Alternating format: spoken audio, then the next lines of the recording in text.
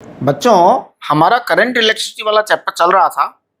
तो current electricity वाले chapter में देखिए अपन ने ओम्स लॉ कर लिया था, ड्रिफ्ट वेलोसिटी की कैलकुलेशन कर ली थी। इसके अलावा ये डू योर सेल्फ के कुछ क्वेश्चंस थे।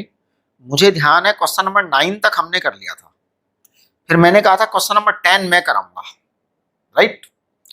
11th 12th 13 14 13 तक, 11 12 13 ये तीनों क्वेश्चन आपको करने थे। तो क्वेश्चन नंबर 10 मैं सॉल्व कर रहा हूं। देखिए आप क्वेश्चन नंबर 10 पढ़िए एक बार। तो क्वेश्चन नंबर 10 क्या कहता है? Two metal balls of same radius a are located in homogeneous poorly conducting medium with resistivity rho. With the find the resistance of the medium between the balls provided that the separation between them is much greater than the radius of the ball. देखिए जैसे एक ball यहां है, इसकी radius small ए है, दूसरी ball बहुत दूर है, बहुत दूर है। कितनी दूर है? बहुत दूर है। इसकी भी रेडियस ए है। ओके, अब इन दोनों के बीच में कितना रेजिस्टेंस है ये पता करना है। तो आप ऐसा करिए, बहुत आसान है इस काम को करना। आप इस पर कोई चार्ज मान लीजिए प्लस क्यू है, इस पर कोई चार्ज मान लीजिए माइनस क्यू है। दोनों के बीच में डिस्टेंस इनफाइनाइट है, यानी कि इसके कारण उस पर और उसके कारण इस पर कोई पोटेंशियल डिफरेंस या इलेक्ट्रिक फील्ड नहीं है, इनफाइनाइट डिस्टेंस होने के कारण। अब मैं कहता हूं कि इसके आसपास में इलेक्ट्रिक फील्ड क्या होगा? इसके बिल्कुल बगल में, तो इसके बिल्कुल बगल में at the surface electric field होगा के क्यू अपॉन ए स्क्वायर। के क्यू अपॉन ए स्क्वायर इलेक्ट्रिक फील्ड है। इसका मतलब क्या हुआ? के का मतलब 1/4 pi epsilon not Q upon A square. ये आपका इलेक्ट्रिक फील्ड आ गया, राइट। अच्छा, अब अगर मैं इसका पोटेंशियल डिफरेंस और उसका पोटेंशियल डिफरेंस अलग अलग लूं, क्योंकि इनफाइनाइट डिस्टेंस है तो दोनों पर एक दूसरे का इफेक्ट नहीं होगा। इसका इसका होगा अलग, उसका उसका होगा। तो देखिए इसका पोटेंशियल डिफरेंस है V1 इक्वल टू के क्यू अपॉन ए, उसका पोटेंशियल डिफरेंस है V2 इक्वल टू के माइनस क्यू अपॉन ए। मैंने जानबूझ करके एक पॉजिटिव एक नेगेटिव लिया है जिससे ही पोटेंशियल डिफरेंस आ सके। अब इनको चाहिए पूरा रेजिस्टेंस, है ना। तो इनको पूरा रेजिस्टेंस चाहिए, तो रेजिस्टेंस इक्वल टू होता है delta we upon I. Delta we upon I, delta we क्या होगा? This minus this. तो डेल्टा वी को मैं लिखूंगा V1 minus V2 upon I को मैं लिखूंगा J into area. J is current density, J is current density. तो देखो बड़ा सिंपल सा लिख दिया है, के क्यू अपॉन ए माइनस माइनस के क्यू अपॉन ए जे ए। जे को लिखूंगा मैं सिग्मा इंटू ई ए। अब आप चेक करिए स्वयं, तो मैं R resistance equal to direct लिख रहा हूं, ये आ जाएगा ट्वाइस के क्यू अपॉन ए, ट्वाइस के क्यू अपॉन ए। और यहां पर मैं लिखूंगा इसको, सिग्मा को लिखूंगा 1 अपॉन रो, सिग्मा को लिखूंगा 1 अपॉन रो, और ई को लिखूंगा के क्यू अपॉन ए स्क्वायर, के क्यू अपॉन ए स्क्वायर, और कैपिटल ए को लिखूंगा 4 पाई ए स्क्वायर। अब आप सारा चेक करिए, तो मेरे को लग रहा है के क्यू से के क्यू कट गया, ए स्क्वायर से ए स्क्वायर कट गया, है ना। ये 2 से ये 4 कट जाएगा, तो मुझे लग रहा है ये रो अपॉन 2 पाई ए, ये आपका आंसर आएगा। This should be your answer, rho upon 2 पाई ए। हाँ, देखो कुछ भी नहीं किया है, कुछ भी नहीं किया है। सबसे पहले सवाल को अच्छी तरह से पढ़ लो। दो बॉल्स हैं, इनफाइनाइट डिस्टेंस पर हैं, तो इसका अपना पोटेंशियल, उसका अपना पोटेंशियल। हमने एक को पॉजिटिव नेगेटिव इंटेंशनली मान लिया, है ना। और अब इस पर जो है, क्योंकि बराबर बराबर बॉल्स हैं तो रेडियस वगैरह सब कुछ सेम है, हमने एक का पोटेंशियल लिया, दूसरे का पोटेंशियल लिया, डिफरेंस निकाल लिया। रेजिस्टेंस का मतलब भी होता है डेल्टा वी अपॉन आई, यानी पोटेंशियल डिफरेंस अपॉन करंट। तो ये आ जाएगा के क्यू अपॉन ए माइनस के क्यू अपॉन ए, और आई की जगह जे इंटू ए लिख दिया। आई की जगह क्या लिख दिया? J into A. J is current density into area. आपको करंट डेंसिटी में पढ़ा चुका हूं, सिग्मा इंटू ई ए, है ना। तो सिग्मा इंटू ई ए, सिग्मा आपको पता है 1 अपॉन रो, ई आपको पता ही है, ए आपको पता ही होता है 4πa², यानी सब कुछ आपको पता है। अब आप कैलकुलेट कर लीजिए। तो ध्यान दीजिए, मैं आप लोगों से ये कह रहा था कि क्वेश्चन नंबर 1 2 3 4 5 6 7 8 9 10 से 10 तक, इनमें से अगर कोई भी क्वेश्चन आपको पूछना हो तो आप जूम सेशन में पूछ सकते हैं, यानी आपको जूम सेशन में डिस्कस कर लेना है। क्वेश्चन नंबर 11 12 13 आप अपने आप करें। 11 12 13 में आपको करना क्या है, क्योंकि क्वेश्चन बड़े इजी हैं, मेरी जरूरत नहीं है। इसमें आपको पता है क्या करना होता है 11 12 13 में, कि आपको एलिमेंट के छोटे छोटे पीस करने पड़ेंगे, और पीस करके फिर एक एलिमेंटल जो है ना, आपको रेजिस्टेंस या एलिमेंटल जो भी क्वांटिटी चाहिए गई है वो निकालेंगे, और फिर उसको इंटीग्रेट करके आप टोटल रेजिस्टेंस निकाल लेंगे। सब में एक ही रूल लगेगा, सब में एक ही कंसेप्ट है, राइट। अब हम आते हैं रेजिस्टेंस की कलर कोडिंग। देखो ये कलर कोडिंग जो है ना, ये आपके स्कूल और बोर्ड पर्पज का है। कंपटीशन में शायद इसमें जेई मेन में फिर भी कभी कभी पूछ लेते हैं। तो ये कलर कोडिंग जो है वो क्या है, बाजार में एक तरीके से मार्केट में जो है ना, इसको दिखाने का एक तरीका है। तो देखिए कलर कोडिंग क्या है, कलर कोडिंग ऑफ रेजिस्टेंसेस।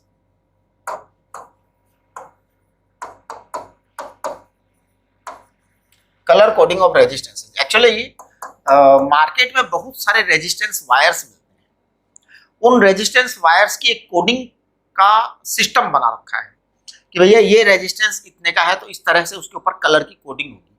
तो जैसे मान लो ये एक रेजिस्टेंस है, आप बाजार में से खरीदने गए, इस रेजिस्टेंस पर क्या होता है, अलग अलग कलर के 4 बैंड लगे होते हैं, 4 बैंड लगे होते हैं। कैसे, जैसे ये रेजिस्टेंस है तो इसके ऊपर एक कलरफुल बैंड यहां बना होता है सबसे पहला, फिर दूसरा कलरफुल बैंड बना होता है, फिर तीसरा कलरफुल बैंड बना होता है, फिर चौथा कलरफुल बैंड बना होता है। इस तरह से 4 बैंड होते हैं ज्यादातर, है ना, ज्यादातर के बस 4 ही बैंड होते हैं इन जनरल मार्केट के अंदर, राइट। अब ये 4 बैंड किस किस को रिप्रेजेंट करते हैं, तो ये 4 बैंड देखिए किस किस को रिप्रेजेंट करते हैं। पहले वाले 2 बैंड ये तो 2 डिजिट को रिप्रेजेंट करते हैं, है ना, 2 डिजिट को रिप्रेजेंट करते हैं। ये तीसरा वाला बैंड जो है ना 10 की पावर को रिप्रेजेंट करता है, 10 की पावर को रिप्रेजेंट करता है। और ये चौथा वाला जो बैंड है ये एरर को रिप्रेजेंट करता है, delta R, delta R, error कितनी है। तो अब देखिए इनकी जो कोडिंग है ना, इसको मैं आपको बता दूं, इसको याद रखना बड़ा ही मुश्किल काम है, बहुत ही मुश्किल काम है इनको। देखिए आपका फॉर्मूला चार्ट देखिए, सी और फॉर्मूला चार्ट फर्स्ट, इसको याद आज तक मेरे से नहीं हुआ कभी। तो फिर जो है मेरे को कुछ बच्चों ने बताया कि हमें ऐसे याद रखना सिखाया जाता है, तो मैंने फिर उसको अपने ढंग से सेट कर दिया। देखो क्या, BB Roy of great Bharat had very good wife है। देखो B Roy, BB Roy of great Bharat, great Bharat has very good wife, ये याद रखने का तरीका हो गया। क्या, BB Roy of great Bharat has very good wife, है ना। तो अब देखिए BB Roy of great Bharat has very good wife, इसका क्या मतलब है। अब ये बी का मतलब होता है ब्लू, ब्राउन, है ना, ग्रेट भारत। अब इसमें थोड़ा सा अपने को ये देखना पड़ेगा कि क्या क्या चीजें क्या क्या है और इनका क्या मतलब है ना।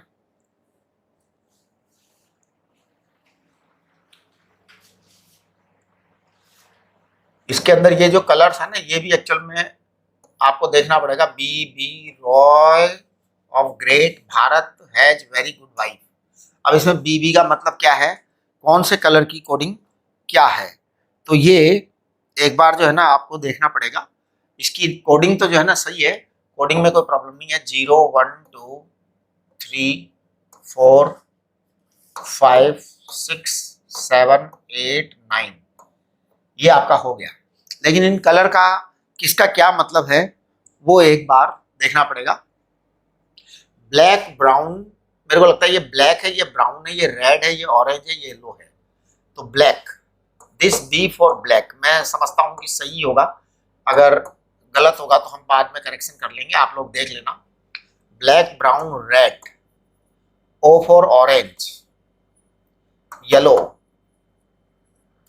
green,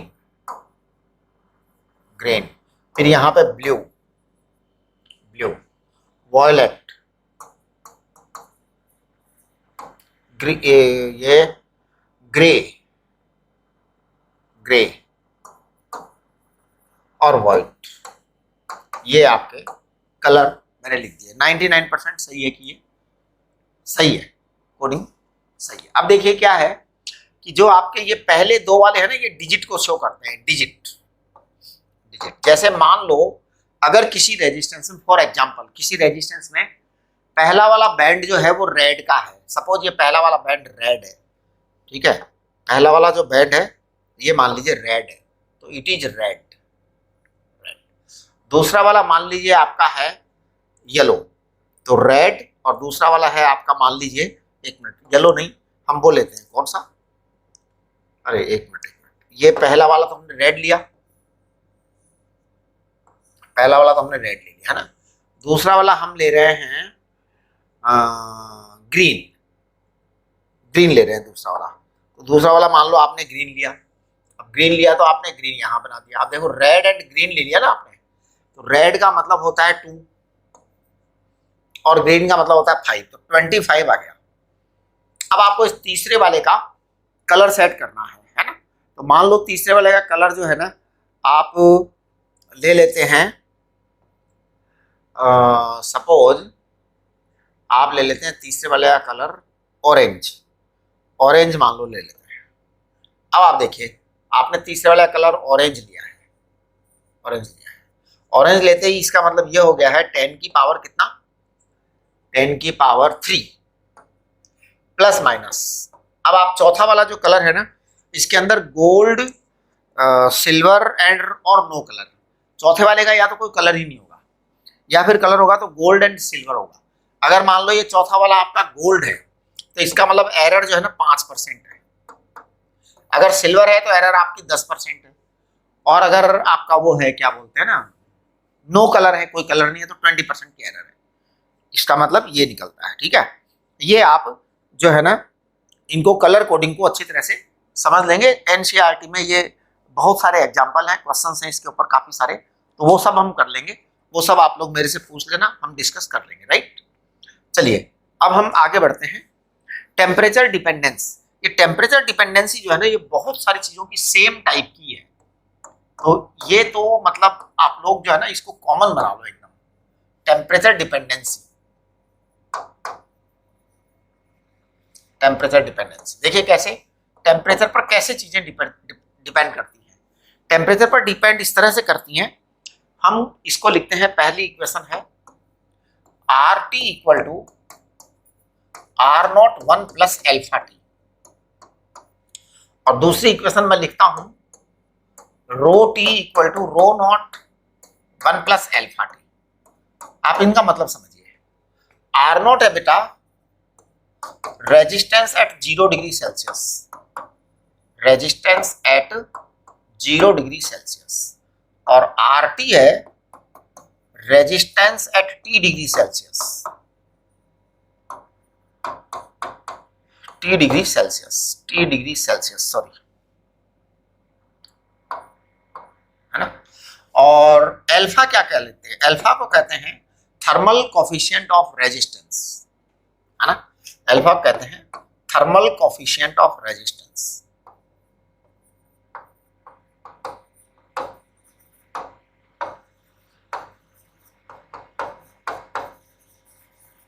ये थर्मल कोफिशिएंट ऑफ रेजिस्टेंस, ये अल्फा है, correct.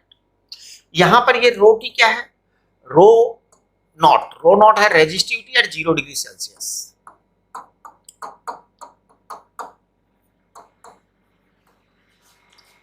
Zero degree Celsius, and rho t है resistivity at T degree Celsius.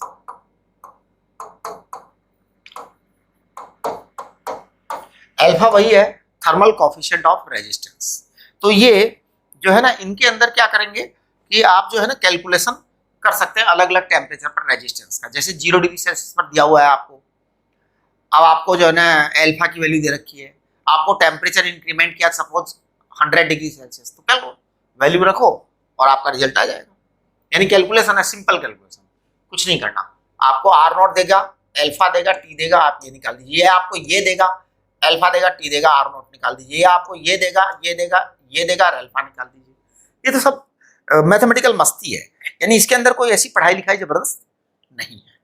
अब हम आते हैं इस टॉपिक की सबसे इंपॉर्टेंट चीज पर, that is power, electrical energy and power. तो देखिए, मैं इलेक्ट्रिकल एनर्जी एंड पावर की बात कर रहा हूं।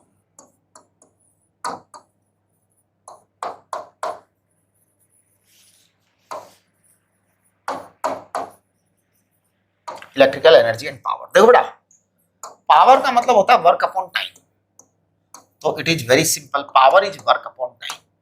इसको हम ऐसा भी power is work upon time, इसको हम ऐसा भी लिख सकते हैं D W upon D T. अब देखिए, आपको हमने पढ़ाया था डी डब्ल्यू को कहते हैं Q into V upon D T. V आपका कोई अगर कांस्टेंट वोल्टेज है तो इसको हम लिख सकते हैं D Q upon D T. इसका मतलब ये हो जाएगा वी इंटू आई, ये आपका पावर होता है। वी इंटू आई को पावर कहते हैं। अब v इंटू आई को कहते हैं v अपॉन आर, तो पावर को कहते हैं v स्क्वायर अपॉन आर, है ना। v को कहते हैं आई आर इंटू आई, तो पावर को कहते हैं आई स्क्वायर आर। अब ये पावर बड़ी इंपॉर्टेंट चीज है बेटा। पावर जो है इलेक्ट्रिकल पावर के देखिए, मैंने 3 तरह की चीजें आपको बता दी। v इंटू आई बता दिया मैंने, v स्क्वायर अपॉन आर बता दिया मैंने, आई स्क्वायर अपॉन आर बता दिया। अब इनका यूज आप कैसे करेंगे? इनका यूज जैसी सिचुएशन हो वैसा करेंगे। मतलब एकदम इंडिपेंडेंट रहिए, मैं आपको कोई फिक्स नहीं करके बताना चाहता, मैं कोई इसके जो है ना 2-4 न्यूमेरिकल अपनी तरफ से नहीं कराना चाहता, जानबूझकर नहीं कराना चाहता, क्योंकि नहीं तो फिर क्या होगा, आपका बस वो ट्रैप हो जाओगे आप उसी के अंदर, फिर आप अपना चलाना बंद कर दोगे। जबकि नियम क्या है? नियम यह है, जो क्वांटिटी कांस्टेंट दे रखी है आप उस वाला यूज करें। जैसे कहीं पर वोल्टेज कांस्टेंट दे रखा तो आप ये वाला यूज करें, कहीं पे करंट कांस्टेंट दे रखा तो आप ये वाला यूज करें, कहीं पे आपको वोल्टेज करंट दोनों दे रखे हैं, रेजिस्टेंस दे नहीं रखा तो आप इसको यूज करें। क्यों मेहनत करते हैं ज्यादा, है ना। जैसे मान लो कहीं किसी सर्किट में आपको वोल्टेज पता है और करंट पता है, तो पावर का पता लगा लीजिए। किसी सर्किट में आपको वोल्टेज पता है, करंट नहीं पता है, लेकिन रेजिस्टेंस पता है, तो आप पता लगा लीजिए, यहां से आप पता लगा लीजिए। जैसा भी है सीन, आप पावर का पता लगा लीजिए। अच्छा, पावर का जो मेजरमेंट और कैलकुलेशन है, यूनिट ऑफ द पावर, वो एक इंपॉर्टेंट चीज है, यूनिट ऑफ पावर। तो देखो बेटा, यूनिट ऑफ पावर जो है ना, इसकी कैलकुलेशन जो है मैं बात कर रहा हूं, यूनिट ऑफ पावर जो होती है वो वॉट होती है। अब मैं बात कर रहा हूं 1 वॉट, तो 1 वॉट बराबर होता है 1 जूल अपॉन सेकंड। अब जब 1 जूल अपॉन सेकंड है तो 1 जूल को मैं कहता हूं 1 वॉट इंटू 1 सेकंड। 1 जूल क्या हो गया? 1 वॉट इंटू 1 सेकंड। अब मैं अगर 1 वॉट इंटू 1 मिनट लिखूं तो 1 मिनट लिखूं तो क्या हो जाएगा? 60 जूल हो जाएगा, क्योंकि मिनट में 60 सेकंड होते हैं। 1 वॉट इंटू सेकंड बराबर 1 जूल, 1 वॉट इंटू मिनट बराबर 60 जूल, 1 वॉट इंटू आर बराबर आ जाएगा 3600 जूल। अब 1 किलोवाट इंटू आर बराबर आ जाएगा किलो, 3600 इंटू 10 की पावर 3, ये जूल आ जाएगा। ये जो 1 किलोवाट आर है ना, इसका मतलब समझिए, 1 किलोवाट आर, इसका मतलब है 1 किलो 10⁻³ वॉट इंटू आर, यानी कि 1000 वॉट का हीटर अगर 1 घंटे चलेगा तो 1 किलोवाट आर का खर्चा आएगा। It is called as 1 commercial unit, it is 1 commercial unit. यानी आपका बिजली का मीटर जो है ना, इसमें यूनिट जो है 1 यूनिट का, 1 कॉमर्शियल यूनिट। अब 1 कॉमर्शियल यूनिट जो है, इसको देखो मैं क्या क्या लिख सकता हूँ, मैं थोड़ा सा आपको ये लिखना सिखा रहा हूँ। 1 कॉमर्शियल यूनिट, 1 कॉमर्शियल यूनिट, इसको मैं कैसे कैसे क्या क्या लिख सकता हूँ? मैं इसको लिख सकता हूँ 1000 watt into hour, 1 commercial unit. मैं इसको लिख सकता हूँ 500 वॉट इंटू 2 आर। मैं इसको लिख सकता हूँ 100 वॉट इंटू 10 आर। मैं इसको लिख सकता हूँ 2000 वॉट इंटू हाफ आर। हाँ जी, 2000 वॉट इंटू हाफ आर लिख सकता हूँ। मैं इसको लिख सकता हूँ 10,000 वॉट इंटू 6 मिनट, ये देखना जरा, चेक करना, 10,000 वॉट इंटू 6 मिनट, ये वही आएगा, क्योंकि 10,000 वॉट कर दिया आपने तो इसका मतलब 1 आवर का आप 10th हिस्सा ले लो, 10th हिस्सा 6 मिनट, ये भी एक कॉमर्शियल यूनिट है। यानी कि आपने अगर 1000 वाट के हीटर को 1 घंटा चलाया तो आपके बिजली के मीटर में 1 यूनिट का खर्च आ जाएगा।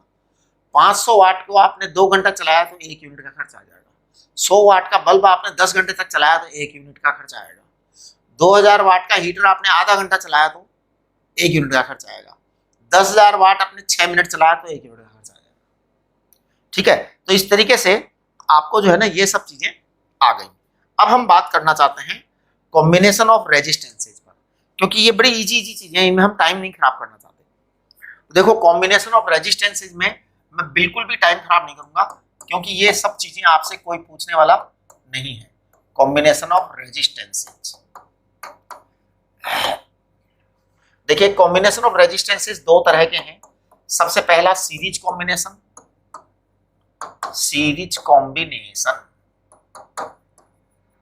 दूसरा वाला पैरेलल कॉम्बिनेशन।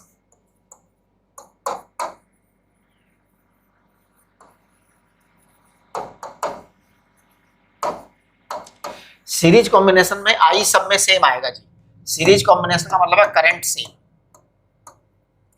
अब जैसे अगर मान लीजिए आपने एक रेजिस्टेंस, 2 रेजिस्टेंस, 3 रेजिस्टेंस सीरीज में जोड़ दिए, तो ये R1 है, ये R2 है, ये R3 है, करंट सेम आएगा बेटा सब में। सब रेजिस्टेंसेज में करंट सेम आएगा, अलग अलग हो ही नहीं सकता, करंट अलग अलग हो ही नहीं सकता। तो हम कहेंगे I1 बराबर I2 बराबर I3, ये सब करंट सेम आएगा। जब सेम करंट आएगा तो मैं कहूंगा V1 बराबर IR1, V2 बराबर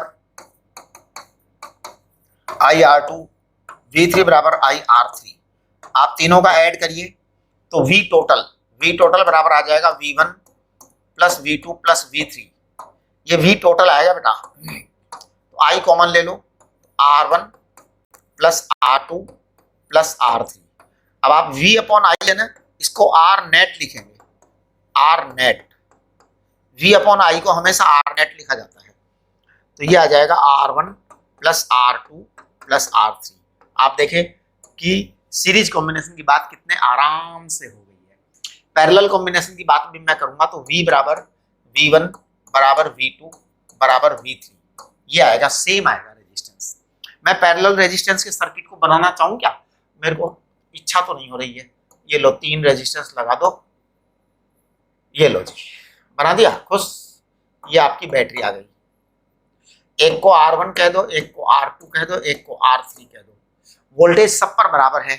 तो मैं पता है I1 को कह रहा हूं V अपॉन R1,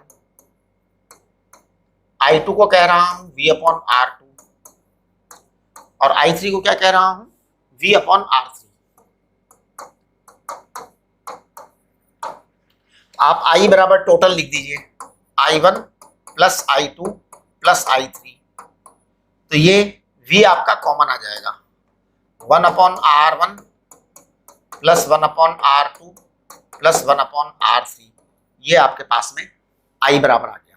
जब आपके पास I बराबर ये आ गया तो I अपॉन V को हम कहेंगे, I अपॉन V है ना, तो 1 अपॉन R नेट आ गया, बताइए 1 अपॉन R नेट आ गया। तो ये 1 upon R1 plus 1 upon R2 plus 1 upon R3, ये आपका नेट रिजल्ट आ गया पैरेलल कॉम्बिनेशन के लिए। रेजिस्टेंसेज का कौन सा कॉम्बिनेशन? Parallel combination. अब ये रेजिस्टेंस का जो पैरेलल कॉम्बिनेशन है ना, इसमें मैं आपको एक छोटी सी बात वो बता दूं जो कैपेसिटर्स में मैंने बताई थी, है ना, वो क्या? Current division in parallel resistance.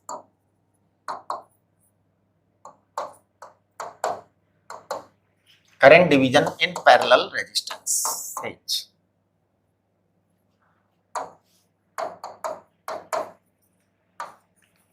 Parallel resistance. जैसे मान लीजिए यहां से करंट I आ रहा है, सॉरी यहां से करंट I आ रहा है। अब आपके ये 2 रेजिस्टेंस है, R1 और ये दूसरा है R2। ये R1 है, ये R2 है। अब यहां से वापस करंट I निकलेगा बाहर, इसमें कोई डाउट नहीं। यहाँ पे I1 आ जाएगा, यहाँ पर I2 आ जाएगा। तो मैं पता है क्या बोलूंगा, मैं बोलूंगा I बराबर I1 प्लस I2, फिर मैं I1 को कॉमन लूंगा, I1 को कॉमन लूंगा तो क्या हो जाएगा, ये 1 प्लस I2 अपॉन I1, ये आपका I आ गया।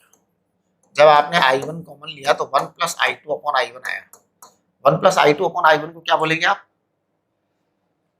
I2 upon I1। अब देखिए मैं बताऊं आपको कि जो I होता है वो प्रोपोर्शनल टू 1 अपॉन R होता है।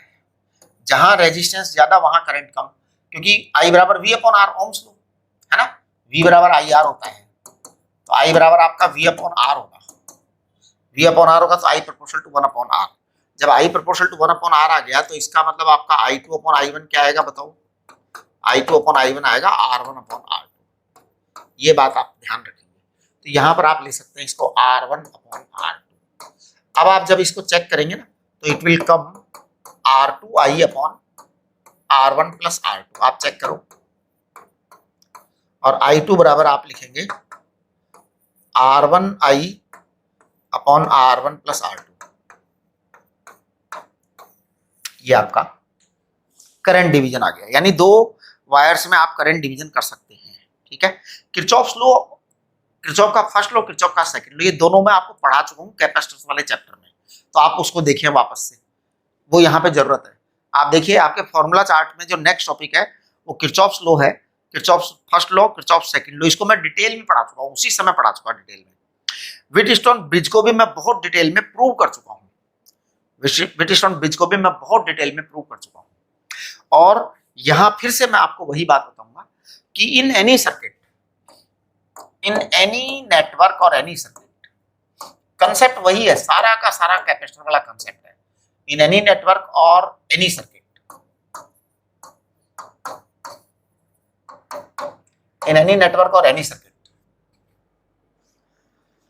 है ना, क्या होगा कि R जो आएगा ना इक्विवेलेंट, वो हमेशा total voltage upon total current आएगा, बस यही R इक्विवेलेंट होगा किसी भी सर्किट में, किसी भी वोल्टेज में, ये आप हमेशा लगा दीजिए। मैंने जो है Kirchhoff's law and Wheatstone bridge कर लिए थे। अब देखिए आपकी ये डू योरसेल्फ के क्वेश्चन है, क्वेश्चन नंबर 14, 14, 15, 14, 15, 16, 17, 18, 19, 20, 21, 22, है ना, 23 एंड 24। एक्चुअल में मैं ये चाहता हूं कि ये सभी सवाल एक एक बार एटलीस्ट आप करने की ट्राई करें, क्योंकि मैं कर दूंगा ना डायरेक्ट तो फिर कोई फायदा नहीं, मैं कर दूंगा सारे सवाल, मैं करवा दूंगा सारे सवाल, मतलब उसके लिए मैं मना बिल्कुल भी नहीं करूंगा, लेकिन मैं एक बार चाहता हूं आप ट्राई तो करें, है ना, क्योंकि मुझे लग रहा है कि इसमें से जो है ना क्वेश्चन नंबर 14 आप कर सकते हैं बड़े आराम से, 14 आप कर सकते हैं। 15 जो है ना ये लैडर सर्किट का क्वेश्चन है। लैडर सर्किट का क्वेश्चन बिल्कुल उसी तरह से करना है जैसे लैडर सर्किट कैपेसिटर में किया था। कैसे, आप जेड मान ले में रिजल्ट, फिर आप एक सेट लगा दे और फिर उनको एक सेट का रिजल्ट निकाल के उसको वापस जेड मान ले, आपका आंसर आ जाएगा। तो लैडर सर्किट को बिल्कुल उसी तरह से करना है और आप कंप्लीट करेंगे तो मुझे लगता है कि आपका जो ये फॉर्मूला चार्ट है उसका क्वेश्चन नंबर 14 आप कर सकते हैं, 15 आप कर सकते हैं, 16 भी आप कर सकते हैं, 17 भी कर सकते हैं, 18 जो है ना ये आपको मैं करवाऊंगा, 18 जो है मैं करवा दूंगा आपको, है ना, हाँ, 19 भी आप कर सकते हैं, 18 मैं करवा दूंगा, 19 आप कर सकते हैं, 19 आप कर सकते हैं, 20 जो है ये भी आप कर सकते हैं, 20 भी आप कर सकते हैं, 21 भी आप कर सकते हैं, बिल्कुल आराम से, कोई इश्यू नहीं है। 22 क्वेश्चन जो है ये आपको मैं करवा दूंगा, 23 क्वेश्चन भी करवा दूंगा, 24 जो है वो भी मैं आपको करवा दूंगा, लेकिन पहले मेरी रिक्वेस्ट ये है कि आप बाकी के ये जो है ना ये क्वेश्चंस करें। मैं अभी आपको एक क्वेश्चन करवा रहा हूं मेरी तरफ से, उस पर आप थोड़ा सा ध्यान देंगे, आपको सीरीज पैरेलल का जो है ना कंसेप्ट क्लियर हो गया। मैं यहाँ पर एक सिचुएशन खड़ी कर रहा हूँ और फिर उसके अंदर से मैं कैलकुलेशन करूंगा। तो देखिए मैं क्या हालात खड़े कर रहा हूँ, आप जरा चेक करेंगे।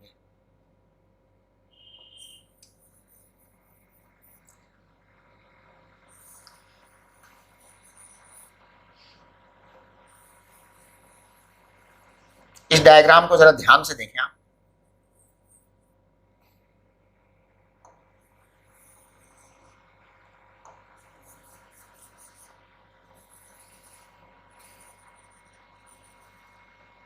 ये लो जी, यहां पर आपका पॉइंट ए है और यहां पर आपका पॉइंट बी है ना।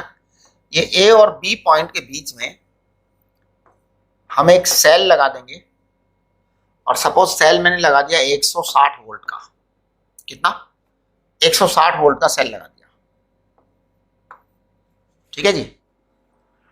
ये 10 ओम का रेजिस्टेंस है, ये 10 ओम का रेजिस्टेंस है, ये 10 ओम है, ये 10 ओम है, ये 5 ओम है, ये 5 ओम है, ये 5 ओम है, 5 ओम, 5 ओम। ये है आपका एक सिस्टम मैंने अपनी तरफ से लिया है जो कि आपके फॉर्मूला चार्ट में नहीं है। मैं चाहता हूं फॉर्मूला चार्ट वाले क्वेश्चन आप लोग पहले अपने आप करें, फिर मैं करवा दूंगा। ये जो क्वेश्चन है, मैं पता है इसमें क्या क्या चाहता हूं। मैं इस क्वेश्चन में चाहता हूं नेट रेजिस्टेंस निकालना कि ए और बी के बीच का नेट रेजिस्टेंस क्या है, एक बात। Number 2, what is the current in each arm, what is the current in each arm, यानी मैं करंट यहां चाहता हूं, मैं यहां वाला करंट चाहता हूं, मैं यहां वाला करंट चाहता हूं, मैं यहां वाला करंट चाहता हूं, यहां करंट कितना होगा ये चाहता हूं। फिर यहां के बाद में यहां से करंट जब आएगा तो यहां कितना करंट आएगा ये चाहता हूं मैं, यहां कितना करंट आएगा ये चाहता हूं, यहां कितना करंट आएगा ये चाहता हूं। यानी कि मेरी इच्छा यह है कि आप इस सर्किट के हर टुकड़े में करंट पता लगा लें, कितना कितना करंट आएगा। तो मैं देखो बता देता हूं। सबसे पहले मैं आर ए बी पता कर देता हूं। रेजिस्टेंस पता लगने के बाद में आपको यहां का करंट पता लग जाएगा कि यहां से कितना करंट आ रहा है। करेक्ट? तो देखिए मैं स्टेप बाय स्टेप कैलकुलेशन कर रहा हूं। सबसे पहले ये 5 और 5 मिलकर 10 हो जाएंगे। दिस 5 एंड दिस 5 सीरीज में है तो 10 हो गया। 10 और 10 पैरेलल में है, 10 और 10 पैरेलल में होंगे तो 5 हो जाएंगे। 10 और 10 का पैरेलल सर्किट में रिजल्ट 5 आएगा, 5। फिर ये 5 और 5 वापस से 10 हो जाएगा, फिर 10 और 10 वापस से 5 हो जाएगा, फिर ये 5 और 5 वापस से 10 हो जाएगा, अरे फिर 10 और 10 वापस से 5 हो जाएगा, फिर ये 5 और ये 5 वापस से 10 हो जाएगा, और फिर ये 10 वापस से 5 हो जाएगा। यानी कि R A B equal to 5 आ गया। इसके बारे में कोई कैलकुलेशन करने की जरूरत नहीं है, no need of any calculation, you can directly put that result, है ना। आप सीधा आंसर लिख दीजिए। तो आपके पास में ये 5 ओम आ गया। 5 ओम आ गया तो अब आप यहां से करंट बहाइए, तो करंट आपका आ जाएगा 160/5, यानी 32 एम्पियर का करंट फ्लो होगा जी। यहां से 32 एम्पियर की एंट्री हो रही है। करेक्ट? अब देखो मैं आपसे एक बात ये कह रहा था, ये 10 ओम है। कितना ओम है ये? 10 ओम। और rest of the entire circuit is 10 ohm, so this alone is 10 ohm and rest of the entire circuit is 10 ohm. तो भैया 10 ओम ये है और 10 ओम बाकी का सारा सर्किट है। तो इसका मतलब है कि करंट का इक्वल डिवीजन होगा, तो 16 एम्पियर इसमें चला जाएगा और बाकी का 16 एम्पियर बाकी के सर्किट में जाएगा। ये 10 ओम है and rest of entire network is 10 ohm, so this 10 ohm will have 16 ampere current and the rest of the entire 10 ohm will have 16 ampere current, equal division. चलिए अब देखो ये क्या है, ये 10 ओम है और rest of the entire circuit is 10 ओम। इसका मतलब यहां पर 8 एम्पियर करंट आएगा, बाकी सब में 8 एम्पियर। फिर ये क्या है, फिर 10 ओम है यहां पर और रेस्ट एंटायर इज 10 ओम, तो यहां पर 4 एम्पियर करंट आएगा, यहां पर 2 एम्पियर करंट आएगा, यहां पर 1 एम्पियर करंट आएगा, यहां 1 एम्पियर करंट आ रहा है, यहां 1 एम्पियर, यहां 2 एम्पियर। देखो ये 1 एम्पियर है, फिर ये 2 एम्पियर। एक मिनट जरा, नहीं सॉरी, ये 4 एम्पियर, ये 2 एम्पियर हो गया, तो यहां पर 2 एम्पियर आएगा, बस खत्म। यहां पर 2 एम्पियर आएगा, ये 2 एम्पियर करंट है, 2 एम्पियर, यहां 4 एम्पियर आ जाएगा, फिर ये 4 एम्पियर, ये 4 एम्पियर, यहां 8 एम्पियर आ जाएगा, this 8 ampere, this ampere 60 ampere आ जाएगा, यहां पर वापस 32 एम्पियर आ जाएगा। देखो करंट का डिवीजन कितना आसान हो गया, कितना आसान हो गया ये करंट का डिवीजन, बहुत ही आसान हो गया। चलिए इसी तरीके से एक जैसे अगर मान लो आपके ये रेजिस्टेंस इस तरह से हो, तो 3 रेजिस्टेंस आपको सीरीज में दिखाई दे रहे हैं। These 3 resistors are looking in series. तो बेटा सीरीज में दिख रहे हैं, तो ये आर है, ये आर है, ये आर है, तो तीनों मिलकर के 3R हो जाएंगे। बिल्कुल सीरीज में है तो 3R होंगे। लेकिन अगर कोई व्यक्ति ऐसा कर देवे तो अब समस्या हो गई। अब इनका जो रेजिस्टेंस है ना वो R/3 हो जाएगा। तीनों पैरेलल में हो गए। अभी तक तो तीनों सीरीज में थे, अब पैरेलल में हो गए। कैसे? मैं इस पॉइंट का नाम ए दूंगा, इस पॉइंट का नाम ए दूंगा, इस पॉइंट का नाम ए दूंगा, ए दूंगा और ए दूंगा। इस पॉइंट का नाम बी है, इस पॉइंट का नाम बी है, इस पॉइंट का नाम बी है, बी है। तो ये ए और बी दो ही पॉइंट हो गए। It means this entire network has only 2 points, A and B. बेटा ए एंड बी दो ही पॉइंट हैं, इसके अलावा कोई पॉइंट नहीं है। तो इन दोनों पॉइंट्स के बीच में 3 रेजिस्टर्स को कैसे कनेक्ट कर सकते हो? सोचो, ए और बी के बीच में 3 रेजिस्टर्स को आप केवल ऐसे ही कनेक्ट कर सकते हो, इसके अलावा कोई रास्ता नहीं है, इसके अलावा कोई रास्ता नहीं है ना? आर आर आर, तो टोटल मिलाकर के ये R/3 हो जाएगा, R/3 हो जाएगा। देखिए मैं एक छोटा सा क्वेश्चन और करता हूं, उसके बाद जो है ना मैं आपसे रिक्वेस्ट करूंगा कि नेक्स्ट जो आपका होमवर्क होना चाहिए ना अगले वीडियो से पहले, वो 14 से ले मतलब आप सारे जो है ना ये 14 से पहले तक के सारे सवाल कर लीजिए। नहीं 14 नहीं, 15 से पहले तक के सारे सवाल कर लीजिए फॉर्मूला चार्ट के, राइट। चलिए मैं एक क्वेश्चन और ले रहा हूं, उसको आप जरा देखना कि मैं क्या कर रहा हूं। यहाँ पे बेटा ए है और यहाँ पे बी है, ये दोनों पॉइंट्स हैं, करेक्ट। मैं यहाँ एक रेजिस्टेंस लगा रहा हूं, मैं यहाँ एक रेजिस्टेंस लगा रहा हूं, यहाँ एक रेजिस्टेंस लगा रहा हूं। आप देखना जरा,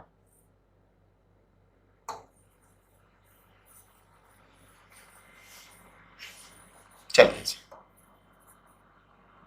देखना जरा,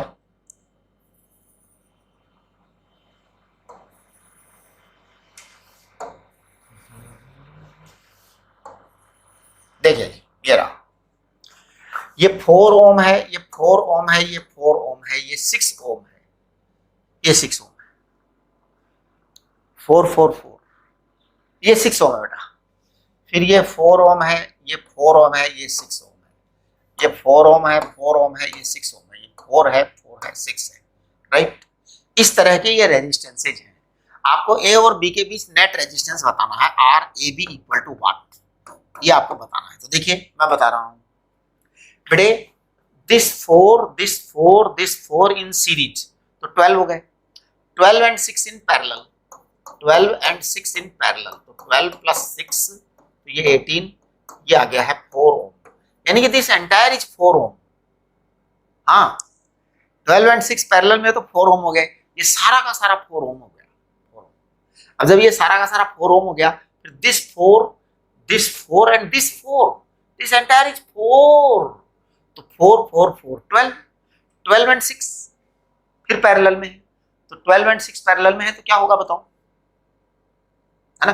12 एंड 6 फिर पैरेलल में है तो ये आ जाएगा आपका वापस से 4, फिर दिस 4 दिस 4 दिस 4, वापस से 12 आ गया, 12 एंड 6 वापस से 4 आ गया, तो दिस 4 दिस 4, यानी कि 12 ए बी बराबर 12 ओम आंसर आ गया, करेक्ट, 12 ओम आंसर आ गया, राइट। अब मैं यहां पर एक बैटरी कनेक्ट कर रहा हूं 108 वोल्ट की, 108 वोल्ट, 108 वोल्ट। अब मैं कैलकुलेट करना चाहता हूं करंट एवरी आर्म में, यानी कि मैं यहां से करंट कितना निकलेगा ये पता लगाऊंगा, फिर यहां कितना जाएगा ये पता लगाऊंगा, यहां कितना जाएगा ये पता लगाऊंगा, यहां कितना जाएगा ये पता लगाऊंगा, यहां कितना जाएगा ये पता लगाऊंगा, यहाँ पे करंट का पता लगाऊंगा, यहाँ पे करंट का पता लगाऊंगा, यहाँ पे करंट का पता लगाऊंगा, करंट का पता लगाऊंगा, ये रहा, ठीक है। इस तरह से मैं करंट का पता लगाऊंगा। अब देखो कैसे लगाएंगे पता। सबसे पहले तो टोटल करंट निकाल लो, I बराबर V अपॉन R। आपका V है 108 और आपका R है कितना 12, तो आई थिंक 9 एम्पियर का करंट आएगा। बेटे 9 एम्पियर करंट यहाँ है, यहाँ पर 9 एम्पियर है, यहाँ 9 एम्पियर है। अब बताइए किधर किधर करंट बटेगा। देखो ये आपका 4, ये आपका 4 और ये 4, सारा 4 था, 4 एंड ये 4, इसका मतलब ये 12 हो गया, और ये 6 है। 6 में करंट ज्यादा जाएगा, 12 में करंट कम जाएगा।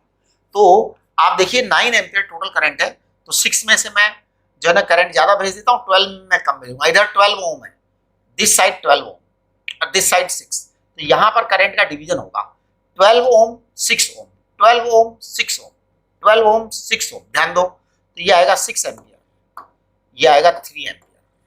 करेक्ट। ज्यादा रेजिस्टेंस कम करंट, तो यहाँ पर 12 ओम है, इधर 12 ओम है। फिर आगे आपका ये 3 एम्पियर, अब यहाँ से मैं इसको डिवाइड करूंगा, तो इधर 2 एम्पियर आएगा, इधर 1 एम्पियर आएगा। करेक्ट। चलिए जी, फिर इधर 2/3 आएगा और यहाँ पर 1/3 आएगा। तो इस तरीके से यहाँ 1/3 एम्पियर करंट है, यहाँ 1/3 एम्पियर करंट आएगा। यहाँ से 2/3 आया, यहाँ से 1/3 हुआ, तो ये 1 एम्पियर वापस से हो गया। फिर यहाँ से 2 एम्पियर आया, इधर से 1 एम्पियर आया, 3 एम्पियर वापस से हो गया। फिर यहाँ से 6 एम्पियर, 3 एम्पियर, 9 एम्पियर वापस से हो गया। आपने देखा कितना आसान है, एक एक टुकड़े का करंट निकाल दिया हमने, एक एक टुकड़े का करंट निकाल दिया। चलिए, ये सब तो आपका हो गया। इसके अलावा भी और काफी सारे हैं। अब आप होमवर्क नोट कर लीजिए, नेक्स्ट वीडियो से पहले कर लेना है ये होमवर्क। ये होमवर्क नेक्स्ट वीडियो से पहले कर लेना है। Formula chart do yourself. Question number 1 से लेकर के आप 15, 14, 15, 16, 17 तक आ जाइए आप, 17 तक आ जाइए, है ना। हाँ, अप टू 17 ये पूरे कर लीजिए आप फॉर्मूला चार्ट के। उसके बाद में आपका जो अगला वीडियो आएगा उसमें मैं जो है ना इनके क्वेश्चंस जो है ये कर दूंगा, और EMF of cells and internal resistance को डिफाइन करेंगे, और सेल्स का जो है हम कॉम्बिनेशन करेंगे, series parallel combination of cells, ये करेंगे हम। ठीक है, तो इस चैप्टर को फिर हम आगे बढ़ाएंगे। राइट। चलिए, आज की नमस्ते। आज का नोट्स आज ही बना लो, इसको एकदम तेज स्पीड से लेके चलो अब आप इस चैप्टर को। ठीक है, हाँ जी।